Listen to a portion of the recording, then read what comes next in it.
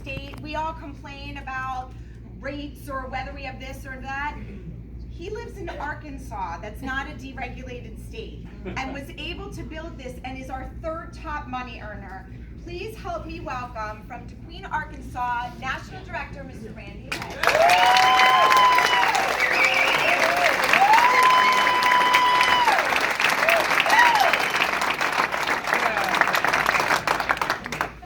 If you stand up and clap when I'm done, that's what impresses me. You know? Wow, what a meeting, right? Yeah. Give all of our presenters a round of applause. I gotta tell you.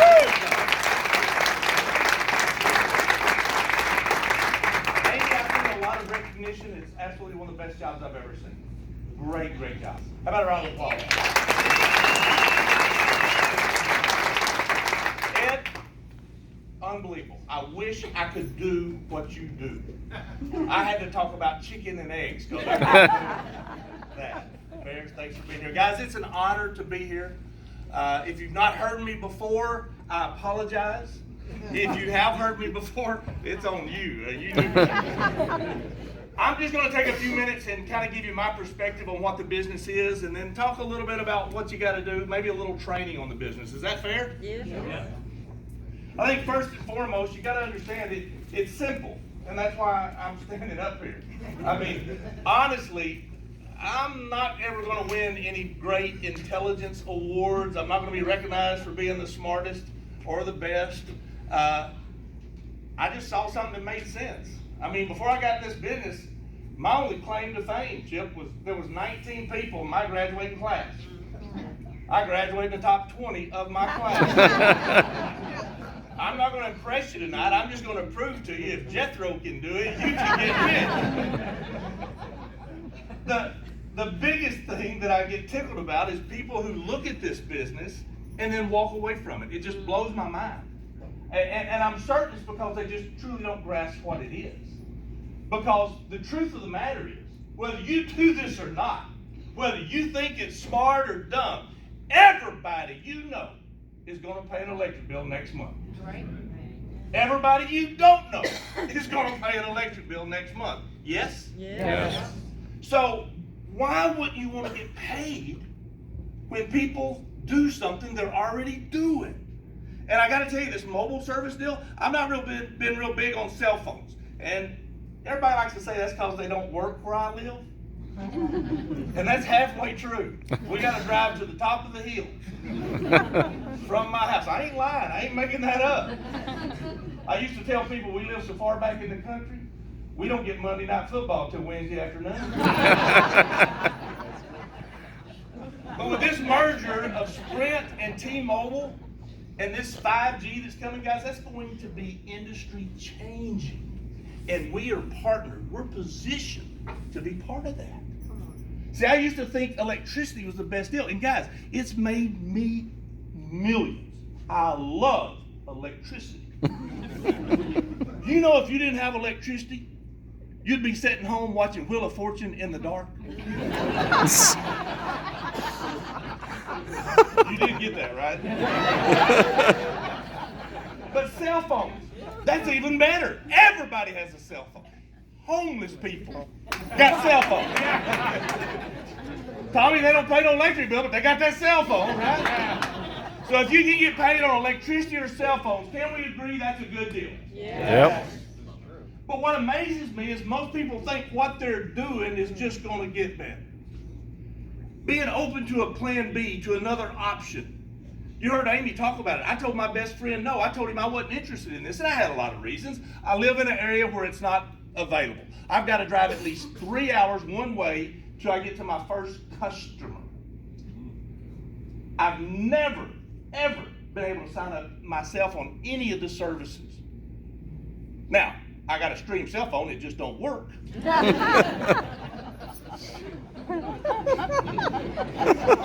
a real nice door stopper. But the reality is, it's not about you, it's what you start. And so you go to try to tell people about this, and you try to explain it to them, and they just don't get it. And most people are so busy doing what they're doing, but it ain't working. Reminds me of the two brothers back home. They go to Hope, Arkansas, buy a truckload of watermelons for $1 a piece. drive all the way down to Dallas, sell them watermelons $1 a piece. They made a second trip. This time they got a trailer and a truckload of watermelons. Bought them $1, went to Dallas, sold them for $1. On the way back home, one brother turned, looked at the other and said, "Hey man, we losing money." Second brother said, "Yeah, I figured it out. We need a bigger truck." You want the lesson? Do you want the lesson? Yes. If you've been doing what you're doing and it ain't getting no better, why wouldn't you try something else? It ain't like we're asking you to go give up a kidney, liver, or lung. $199. That's what this been. $100. I have had a Saturday night that cost more than that.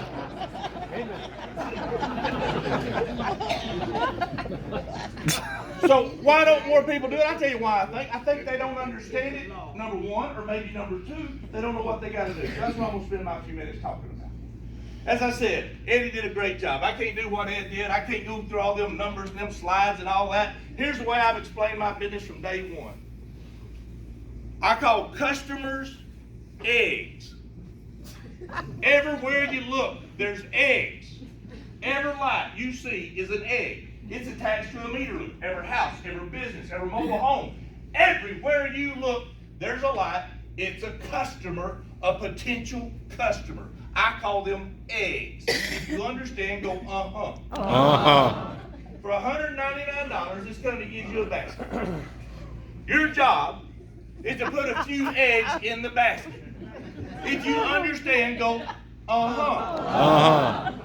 Now, there's some real big egg collectors here that use wheelbarrows, right, Brian? But the reality is, I don't care how good you are. You can't get enough eggs to change your life financially. You can enhance it. You can certainly improve it. But hear me. There's only so many hours in the day. There's only so many baskets you can tote. So then what you do is you go get you some chickens. I know it's technical. If you're a guest here tonight, you were invited. The reason they invited you, they want to see if you won't be a chicken. Because see, here's what happens. When you hatch a chicken, they lay a few eggs, they get paid, you get paid. You got it? Yep. So the more chickens you have, the more eggs they lay. If you got enough chickens, you can have all the eggs you want. If you understand, go uh-huh. Uh-huh. But this is what will keep you up at night. This is what sets us apart. This is what makes Stream different than most companies I've ever seen. Even if the chicken dies, the egg is still there. It ain't like you gotta call them up every month and say, "Hey man, you need some more kilowatts? I got some in my trunk." They're gonna use it, they're gonna pay it. What we found is once people switch, once they understand and realize it's free to switch, nothing changes. Same guy keeps reading your meter, same people fix the poles and wires. The only thing different is you're saving a little bit of money. And they just habitually pay that bill. I've got customers that have paid their bill now for 14 years. Do you understand? Because I have 26 eggs. That's all I got. 26 eggs. Because the company says I got to have 20 to get paid on all the eggs below me. So I got 6 that can die. And I'm still okay. But I call my customers up every 6 months and I say, "Man, thank you.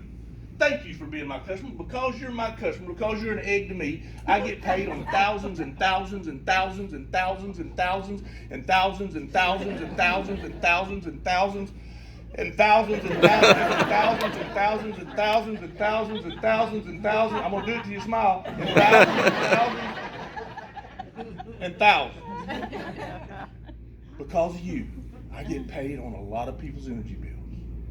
If you ever quit being my customer, I'm gonna burn your house down. You You got to build that rapport.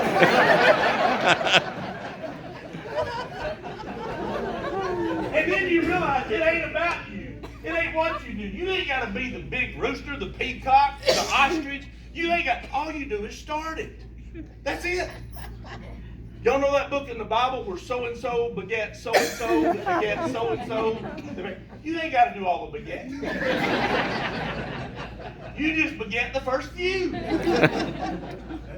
And the reality is that they tell a few who tell a few. And even if those people quit, or like Tommy, right? You take a few years off, those checks keep coming. Guys, that just makes sense. I'm just going to stop right there and tell you, if what I've said so far don't make sense, leave. I can't help you. So it's simple, but it ain't easy. Hear me. This is the nastiest, hardest, ugliest thing you'll ever do, besides a job or a career or business. I mean, honestly, what's the worst that can happen? Somebody says no. That's it. No. How many of you in here, guys, how many of y'all married? Like you ain't heard no before. And I guarantee you ain't quit asking.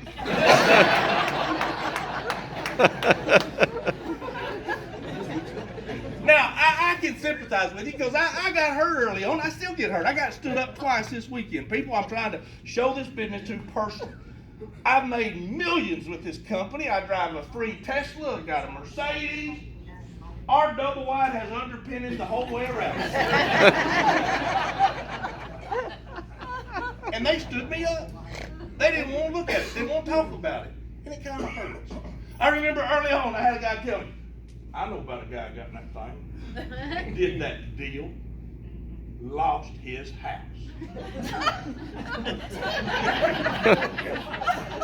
It's $200. What kind of house was it? Next time, till he take the wheels off of it. True story, sir. I had a young couple sit down with them about the second year in the business. I'm explaining it to them. And they said they wanted to pray about it. And hear me, someone wants to pray about it, I'm all in on that. You go pray about it. But hear me, if you can't pray it up in 24 hours, you got more problems than this. So I tell them, I'll call you this time tomorrow. Called them up, said, y'all ready to get going? Let's make some money. Let's get you started. The guy said, well, we'd love to, but we can't. I said, why? He said, we're trying to have a baby. It's a home-based business. It ain't a contraceptive. I don't know. Here's my point. You can put your boots in the oven. That don't make them biscuits. Just because people say something don't mean it's so. You're going to have all kind of people tell you that won't work. I know a guy did that, and hear me.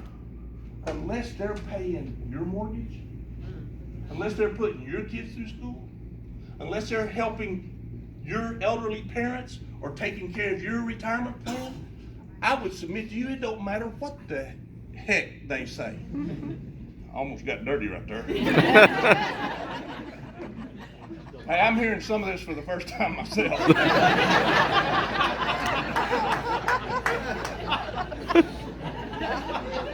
So it's hard and people laugh at you. And hear me, I think that's one of the reasons I was able to kind of get it out. I've been laughed at my whole life. You can't walk around in a cowboy hat, cowboy boots, and a lady scarf around your neck. I don't care. Here's what I've learned. People call you crazy.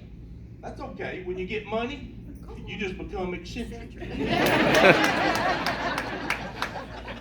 Quit worrying about what other people think and start worrying about what you're thinking. What are you telling yourself? Because I'm telling you right now, this whole battle of being successful or not is what you tell yourself. How many of you talk to yourself? Raise your hand. Leave them up. The rest of you going, I ain't raising my hand. You're talking to yourself right now. Yes? So what are we going to start telling ourselves? Well, I'm going to tell you what you need to tell yourself. Number one, most important thing I can tell you all night. Don't quit. That's it. Yep. Don't quit. I made 7 trips to Houston, Texas, before I got my first chicken in Houston. Now, you got to understand the geography. From D Queen to Houston is 7 hours one way. I get out of my truck, I go up there, knock on the door, they open the door all surprised. I'm like, y'all ready for the meeting? Oh, we forgot you was coming. Good to see you too. 7 hours home. Came back the next week, 7 hours down. They were there, they knew I was coming, but no one else showed up. 7 hours home. Third trip, 7 hours down there. I get out of the truck, go walking up, the lights go out. TV goes off. 7 hours home. Now hear me, they ain't even signed up yet. I just talked to them, they're a family friend. My parents and their parents were best of friends when we lived in Texas. I was born and raised in Texas. I'm a Texican that moved to Arkansas. When I moved from Texas to Arkansas, I raised the IQ in both states.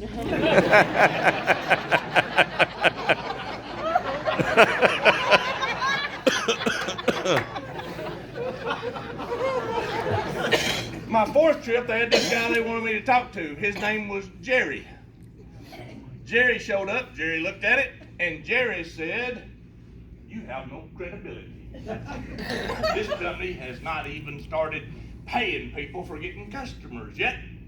I couldn't do something like this." Like it's nasty or something, right? 7 hours home. Because of Jerry, my friends wanted to quit before they even got started. I don't think we're going to sign up. We've tried to have 2 or 3 meetings. No one shows up. Jerry came and he was our only hope and he didn't want to do it. I said, man, don't quit. Come on, we can do this. Guys, on my 6th trip, I drive down there and I meet a guy by the name of Bob. Bob was driving a beat up Ranger pickup. It had a hefty trash bag for a rear window. In the back of it was an old beat up chest freezer. And on the side of his doors, he had handwritten on paper and duct taped it up there, "Bob's Fresh Meat." Oh. When Bob pulled up to the house, he jumped out of the Ranger, grabbed an extension cord, ran it up there, and plugged it into their house. I show him the business, and Bob says he don't want to do it. Bob says he knows about these deals. They're just scams. They're pyramids, and I was going to go to jail. And the whole time I'm thinking, well, hell, you can't even spell fresh. I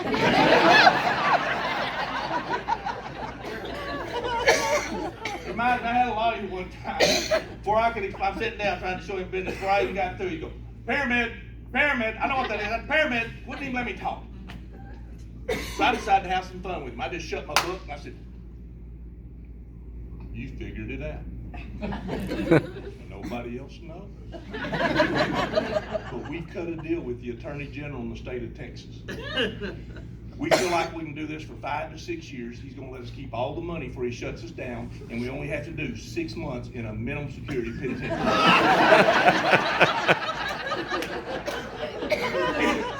He leaned up and said, "You sure it's just 6 months?"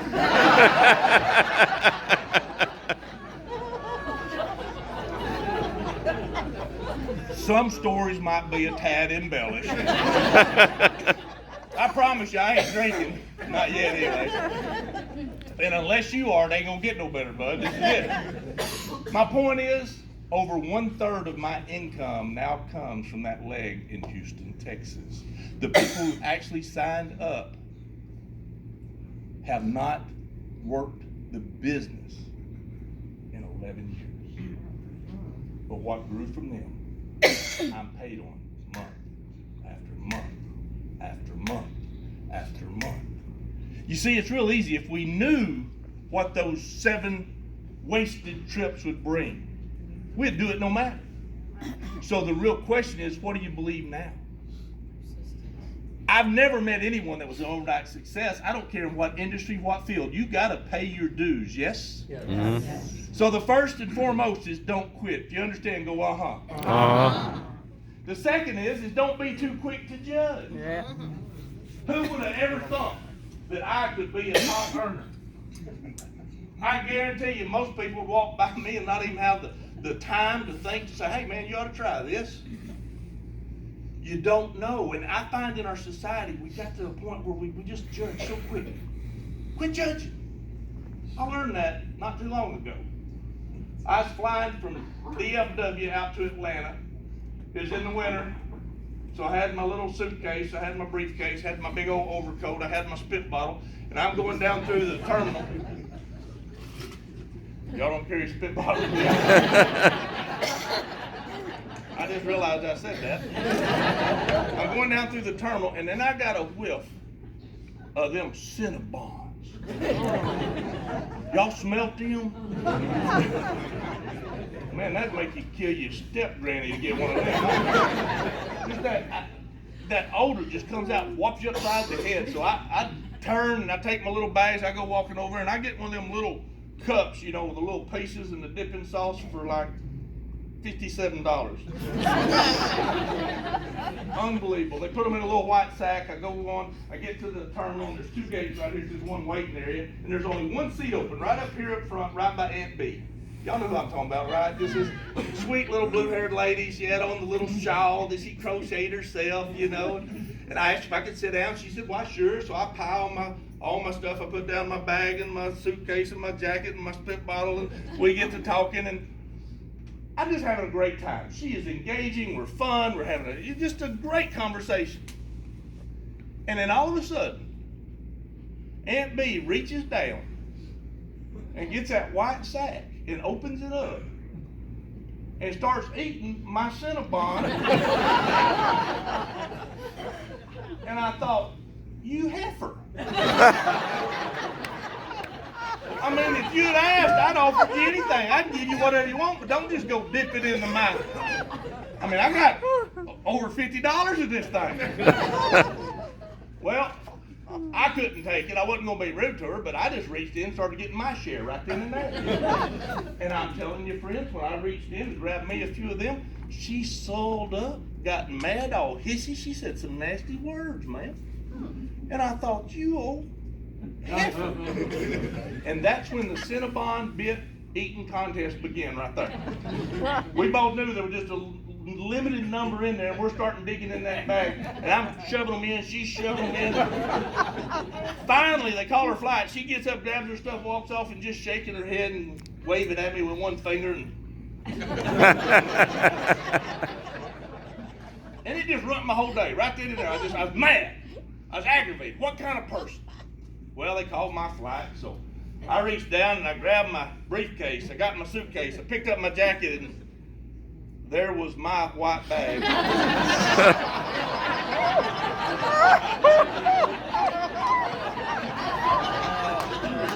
Under my jacket.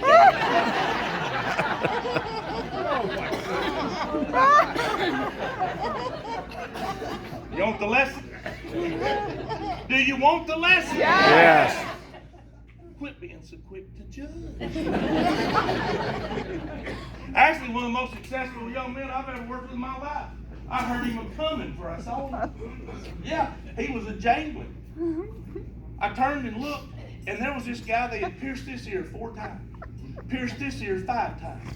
He had one of them round deals in his nose, had a thing in his eyebrow, had that little pointy deal coming out of his lips.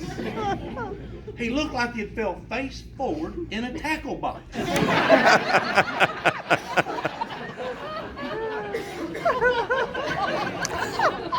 So, me being me, I said, did they catch the guy that did that to you?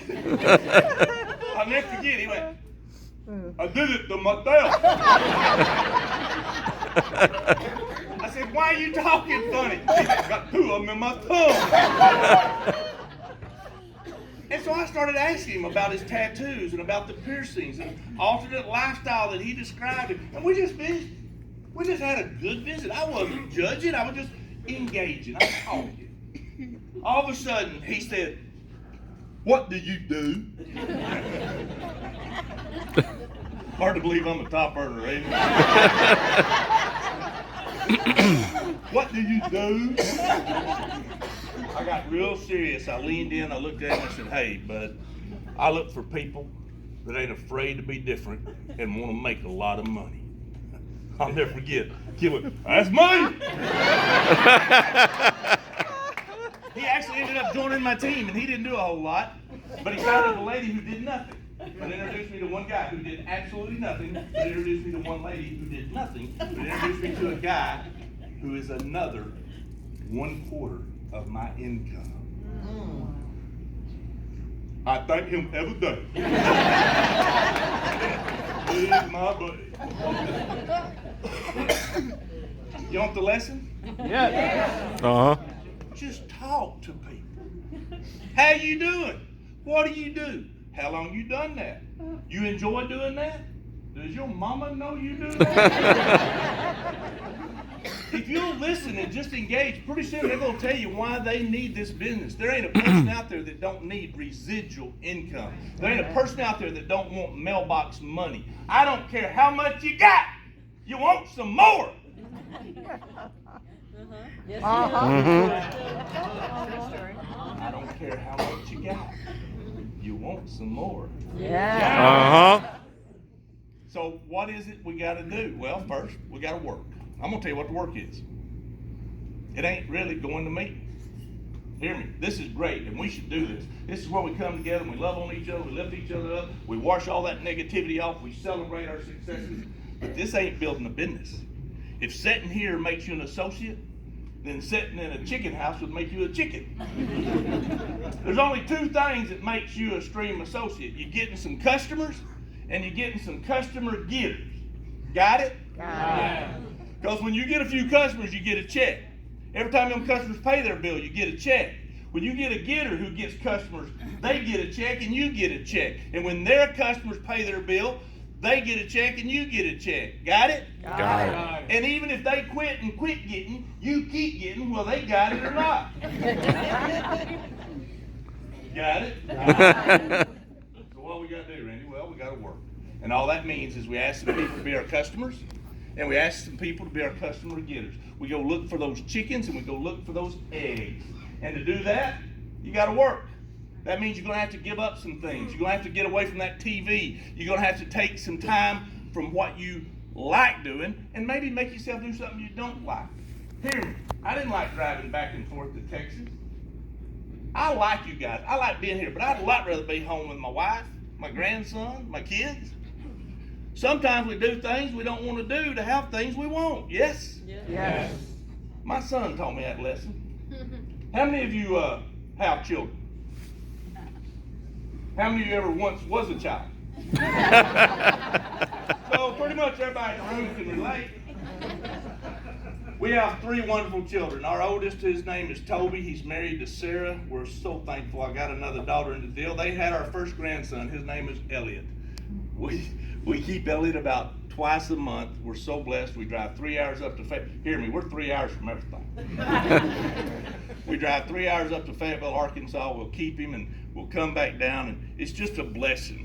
Our middle child, Kinsey, she's expecting. She's a teacher. This is her first year as a second grade teacher, and she's expecting Marshall, who will be due in April. Actually, their due date is the weekend of ignition. So if you see Marcy and I get up in the convention and go run it out, it ain't cause we're mad or nothing, all right? There's a bigger gift waiting back home. But we're going to be there, Lord willing. And then our youngest, we don't know how many kids he's got spread around. We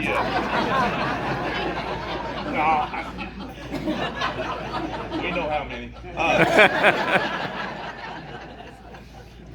His name is Tanner, and everybody calls him Little Randy, and he don't realize that ain't a compliment.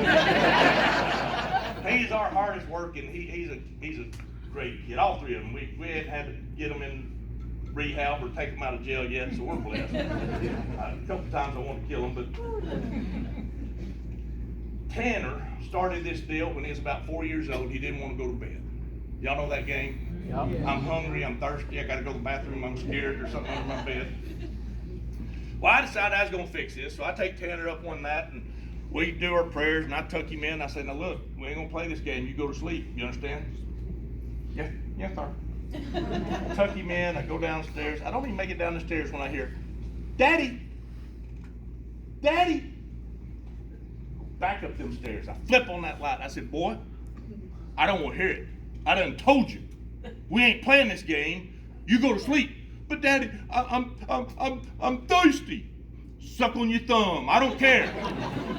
We ain't getting out of bed. If I hear another word out of you, I'm gonna toast them honey buns. You hear me? Yes. I mean, I ain't even touched him, just a threat. And while I'm on that, spank you, kids. Spank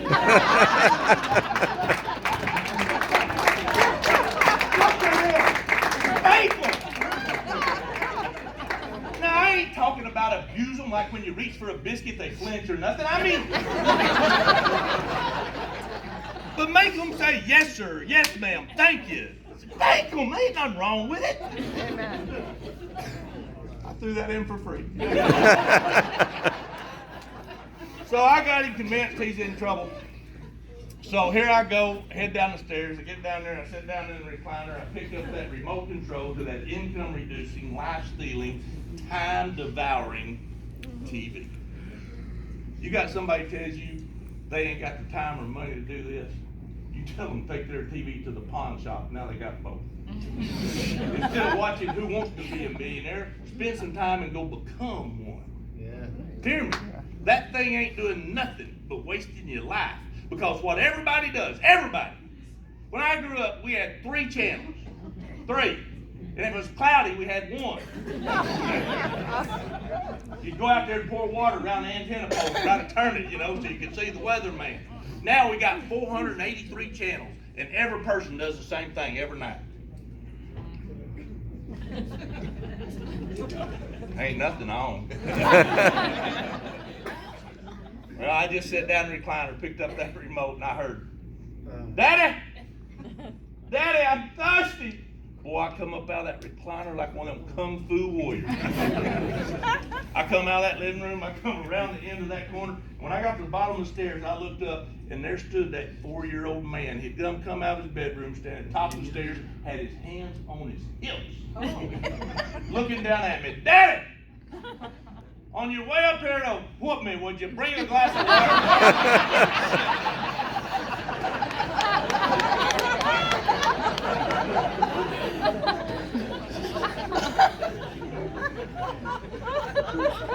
You want the lesson? Yeah. I don't know how thirsty you are, but you're going to have to take a beating to get that drink.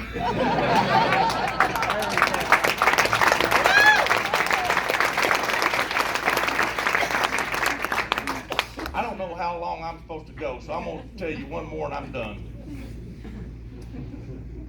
Which one should I tell? The rain dance. Rain dance. I don't remember either one of them. I remember the rain dance. I don't remember the bell. Where's Jack? Oh, yeah, that's good too. So back then they used to mail us our checks, right? And I remember I got my first residual check. Now I've been working this thing hard, 2 days a week, about 4 hours a day. Understand, folks, I lived in Arkansas. I'd get in my truck on Tuesday afternoon. I'd drive down to Dallas or Fort Worth or Lufkin. I'd go to Houston. And I would drive back that same night. Many times I slept on the side of the road of my truck because I had to get home. I had things I had to do. This was something I'm just trying to get started on the side. So don't tell me you ain't got time. Just tell me you ain't willing to pay the price. Well, I've been doing this 4 or 5 months, and we got our first residual check. I love that word, residual. Before I got in that business, I didn't know what it was. I thought residual was what you left in the bathtub after a hard day's work. Residual. You do it one time, you get paid over and over and over. Some of you ain't with me. We got any plumbers in here? You're a plumber. Would you rather get paid for putting the toilet in or every time they flush it? That's residual right there. Now, I've had cows my whole life. I've had rental property. I've been chasing residual, but there's always something you got to do. You got to feed them. You got to fix them. You got to collect rent.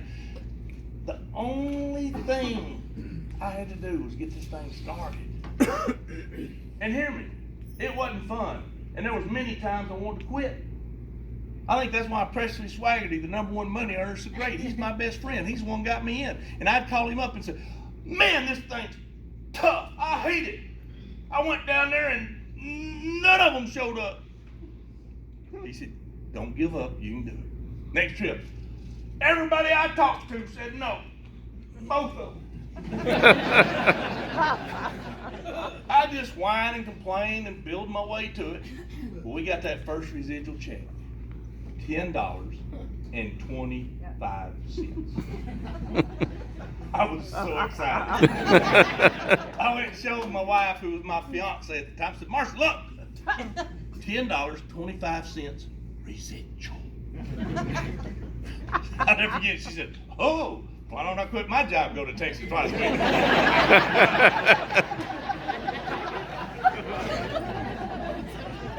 Next month it was over 87. Next month it was over 400. The next month it was over $1,000. I got my first check with a comment in it. And that's when we started the Hedge House Residual Dance. On the 15th every month, we get up, put on our boots, our hat, and our bathrobe. And we do the money dance all the way out to the